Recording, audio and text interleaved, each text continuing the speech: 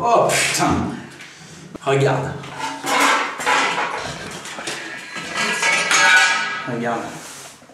Tu vas pas me dire les conneries. Là, ça peut... Putain, sur la gueudasse. Ça peut pas tomber pire.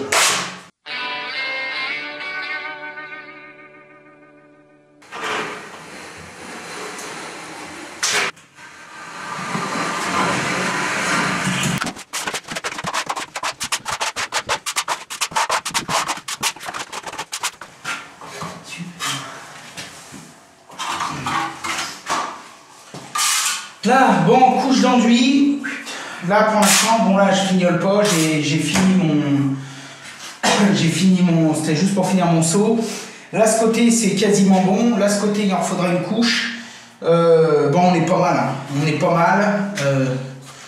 Là, ce côté, bon, bah, bien sûr, je remettrai une ou deux couches, ou trois s'il faut, ou peu importe. De toute façon, je tirerai pas sur la cam. Là, ce côté, bon, bah, là, tu vois, c'est quand même pas mal. Hein, on va être quasiment prêt à carreler. Et puis, bon, bah là, ce côté, il va y en manquer à 2-3 endroits, etc. J'y referai demain. Voilà. Bon, Martin a pas mal avancé, donc il est en train de me finir les spots, là. Donc, tu vois aussi en même temps le plafond. Donc, il est monté dans les combles. On est en train de tirer tous les spots. Et dans 10 minutes, on attaque le bac à douche. Enfin, peut-être un peu plus. Allez, je vais préparer ça. Et puis, voilà. Tu vois ? On va bourrer un petit peu du papier pour boucher, et puis après là j'y ferai un petit joint ciment.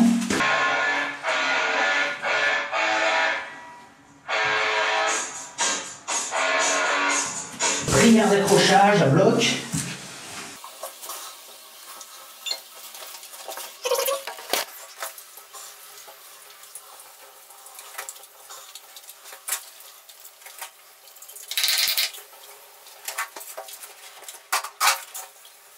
Bon allez, maintenant on va préparer la chape et... Ok, alors je t'explique, comme d'habitude on a mis notre petit malaxeur. Bon, tu le vois, là tu l'entends mais il n'y a rien dedans. On va faire de la chape maigre. Moi j'utilise du Lanco 151. La marque, je te l'ai déjà expliqué, on s'en fout. Tu peux utiliser Weber doit faire le même, VPI fait le même, la Sagra fait le même, on s'en fout. Ce qui compte, Vika doit faire le même. Ce qui compte, c'est qu'il faut que la granulométrie soit assez fine, parce qu'ici on fait pas du mortier, enfin on fait pas du ciment. Hein. Et on va faire vraiment une chape maigre. Donc on va la faire sèche, pas trop mouillée. Donc bon, on est en train de commencer à remplir des seaux de flotte. Il n'y a pas beaucoup de pression, mais ça va aller. Il pleut, le bac à douche est prêt, c'est parti. Mortier 151. Voilà, universel.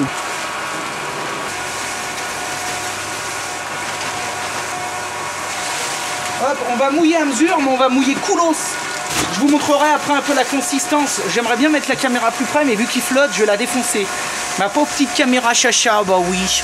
Elle est déjà toute pleine de colle à carrelage et de poussière, la pauvre. Donc là, on a prévu, pour faire le bac, 178 litres. Je crois que j'ai calculé, ça faisait 17-18 sacs, donc j'en ai acheté 20. Faut toujours en avoir plus. Hein. Ça, c'est comme un ragréage ou machin, quand tu le commences, tu le finis. Hein. Tu me fais pas le coup de... Tu me fais pas le coup qu'il te manque 4 sacs. Hein. En plus, les 3/4 du temps, si vous avez un bon vendeur de matériaux, je dis bien un bon, pas une guenille, et que vous êtes réglo avec lui aussi. Si vous avez un bon vendeur de matériaux, que vous êtes réglo aussi avec lui, généralement, les sacs, il vous les reprend. C'est-à-dire que si vous n'avez pas, à la fin, il vous en reste 3/4, vous lui ramenez, il vous les reprend. Ça, vous pouvez aussi y faire, si vous n'avez pas de mélangeur comme ça, vous pouvez aussi y faire, bon, bah, soit à la main. La chape, on peut la faire à la bétonnière aussi, ou sinon, vous pouvez la faire avec un gros malaxeur, mais pas un malaxeur que vous mettez au bout d'une perceuse pour brasser du petit plâtre, ou un gros malaxeur, c'est les trucs où vous avez deux grosses poignées, une grosse hélice, et vous mettez ça dans des poubelles, et vous brassez un sac par sac avec un peu d'eau. Là, je peux faire une boule avec, et tu vois, elle reste serrée. Par contre, tu vois, mes doigts, ils sont secs. Tu vois là, mes doigts ils sont pas pleins de merde. Bon bah là j'avais les doigts un peu mouillés, mais... Et tu vois, dès que je la bouge, crac. Là c'est parfait là. Ça c'est du bon boulot. C'est bon, allez on retourne en immersion. J'ai pris ma spatule. J'ai tout pris. Hop. On va retourner ici dans notre salle de bain. Crac, crac, crac. Prêt à filmer. Allez, je vais te faire voir au mieux. Ce que je vais commencer de faire, je vais boucher bien propre là-bas où j'ai mon trou là, de truc, tu sais, que je t'ai montré pour le siphon là. Comme ça, là, ça sera bouché nickel. Et ensuite, en premier, je vais sceller ça. Donc, je vais monter ça nickel. Merci, mais tu vois, il me faut presque rien. Parce que c'est juste que pour limiter la surface. non, bah là, tu sais, je vais passer tout le primaire, tout. Ah oui, d'accord. Mais c'est juste, si tu veux, pour sceller mes trucs, je veux juste en faire un tout petit peu du plus mouillé. Là, il est parfait, là, le truc. Tu vois, en consistance. T'as vu, dès qu'on le mouille un peu plus, d'accord. On est sur du ciment à... Là, ça, c'est parfait pour cette consistance pour les moellons. Tu sais, quand tu vas faire ton garage, là, dans ton atelier, là. Et ben voilà, hop, ça, c'est nickel. Par contre, ça va pas pour faire ça. Là, je le fais parce que, tu vois, je veux vraiment... Allez, ouais. C'est plus ici, tu vois, pour sceller mon évac.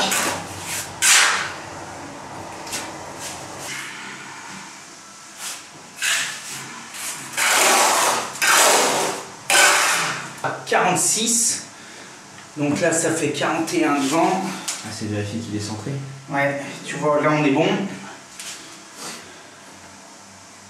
Ouais, là, on est bon. On est super bien. Ensuite, ce que je veux, c'est... La hauteur.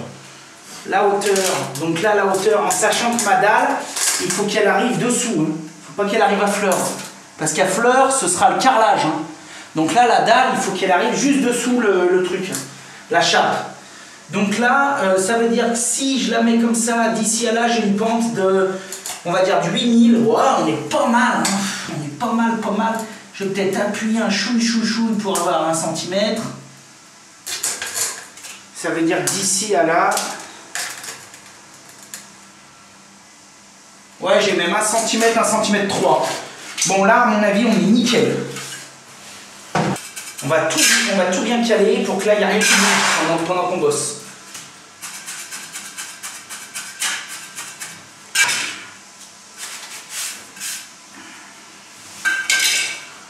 Là, on est nickel. Ouais, super. Je veux pas être trop bas. Je veux pas être trop bas. Là, on est bien.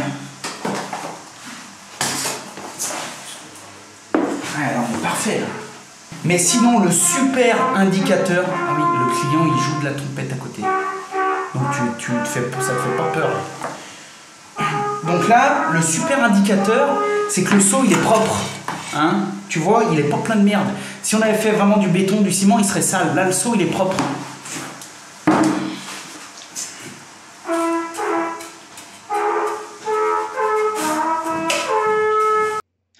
Pour la suite de la réalisation du bac et douche, je vous propose de faire ça en voix off, histoire de préserver nos oreilles de ce trompettiste fou. Donc, comme vous pourrez le constater, je tasse bien, que ce soit à la massette ou des fois sur les grosses quantités, je monte carrément dessus. Et puis, je vous explique aussi qu'on va remplir le bac à douche périphériquement en premier. Et puis, une fois qu'on aura bien tous nos côtés, on va redescendre vers le centre. On constate qu'avec une vitesse accélérée 6 fois, notre trompettiste devient bon.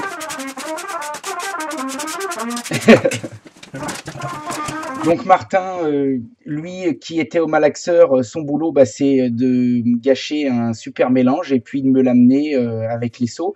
Alors là c'est vrai qu'il y a pas mal de quantité sur ce bac parce qu'on a vraiment une grosse profondeur de chape, ce qui n'est pas le cas à chaque fois.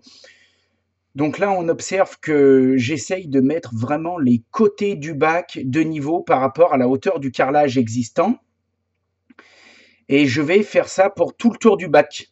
Donc, c'est-à-dire que je vais vraiment essayer de mettre tous les côtés de niveau. Là, je suis en train de préparer le support pour la banquette. Donc, vous pourrez remarquer que je ne vais pas jusqu'au fond du mur, puisque derrière la nourrice, il y aura une trappe de visite.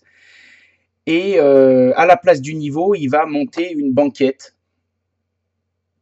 une assise.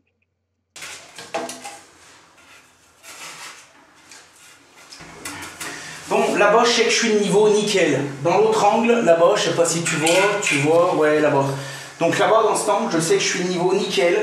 Là, je suis de niveau nickel. Maintenant, je vais mettre mon fond de niveau. Et là, mon devant, on sait qu'il est bon. Une fois que j'aurai mon tour de niveau comme ça, je pourrai commencer mes pentes. Voilà, donc là, je continue de taper tout ça. Et puis, donc, comme je vous expliquais, la partie de droite, vous avez vu, elle ne va pas plonger directement puisqu'elle va accueillir la banquette. Et c'est à partir de la fin de la banquette qu'elle va plonger vers la bonde. Donc là, c'est très, très, très important ce que je suis en train de faire. C'est vraiment quelque chose qu'il faut faire systématiquement sur tous vos bacs à douche. C'est-à-dire vraiment tirer vos niveaux sur tous les côtés. Là, les petites cailles. Donc là, je suis parfaite chez parfait. Je vérifie. Je suis nickel. Bon, super. Bon, alors là, les mecs, là-bas, je suis le niveau, là-bas, je suis le niveau, là-bas, je suis le niveau. Maintenant, crac, il faut tout que je ramène vers le centre. Donc, ce que je vais faire, je vais commencer par finir ma banquette, parce que ma banquette, on a dit qu'elle, par contre, il fallait qu'on la laisse de niveau. Voilà, donc ça, c'est ce que je vous expliquais. Donc là, je termine un petit peu de l'assise de ma banquette, et après, je vais commencer directement mes pentes. Donc, vous verrez, pour ça, j'utilise un petit bâton de bois. J'ai choisi cette solution parce que au fil du temps, des expériences, j'ai essayé avec des règles de différentes grandeurs, j'ai essayé avec des niveaux de différentes tailles, et en fait, ce qui me va le mieux, c'est une petite planche de chêne que je déligne et que je passe à la rabot d'égo à la maison. Bon, après, vous pouvez demander à votre menuisier qui vous en prépare de différentes tailles. L'avantage, c'est que selon les bacs, eh ben, je peux les recouper, et puis voilà. Et donc, j'ai choisi ça parce qu'en fait, je préfère faire un bac à pente arrondi plutôt qu'un pointe de diamant qui me créerait des arêtes un petit peu trop vives. Donc là, en faisant ça, j'essaye vraiment de lisser mon bac en pente. Donc, d'un côté, le bâton est à la hauteur de la bonde de sol, donc en bas de pente, et de l'autre côté, le bâton est à la hauteur des repères de niveau que j'avais fait tout à l'heure. Et donc, simplement en suivant ça tout le tour, je crée un arrondi parfait. Alors, bon, ça prend du temps, hein, là, c'est vraiment accéléré. Mais bon, la réalisation d'un bac comme ça, surtout celui-ci, il était grand, on va dire qu'on est entre 1 heure et 2 heures de travail. Et il faut vraiment, vraiment, vraiment s'appliquer. Comme vous pouvez voir, j'applique, je fignole vraiment. C'est très, très, très important qu'il n'y ait pas de bosse, pas de creux, rien. Il faut que ce soit une vitre, il faut que ce soit parfait.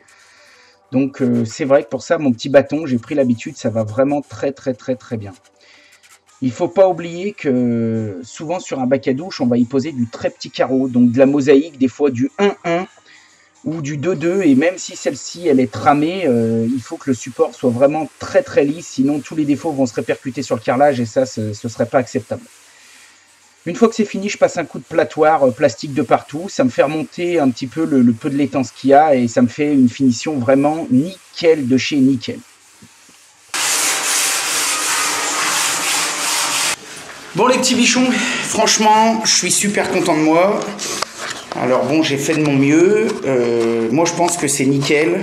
Bon, après, comme on disait avec Martin, c'est nickel à notre niveau. Bon, s'il y avait un meilleur ouvrier de France, il me mettrait peut-être un coup de pied au cul, parlant poliment. Mais bon, là, franchement, le bac, vraiment, j'en suis mais super, super satisfait. Il n'y a pas une bosse. Je l'ai bichonné de chez bichonné. Je l'ai lissé, toutes les pentes sont parfaites. Franchement, je suis vraiment très content. Bon voilà, j'espère que ça t'a plu. Au moins, t'as vu comment je faisais mes bacs. Donc tu vois, c'est long, c'est minutieux, etc. Mais il faut prendre son temps parce que il faut pas bâcler ça. Un bac à l'italienne comme ça, si tu le fais bien et que t'as pris ton temps et que c'est nickel, il devrait normalement te faire toute ta vie. Donc voilà, des fois, il vaut mieux perdre 2 heures en pensant que le truc, il va y être à vie ou au moins pendant 15-20 ans jusqu'à ce qu'on refasse le truc. Mais franchement, là, il est nickel. Donc, ouais, j'avoue, je suis quand même bien content de moi.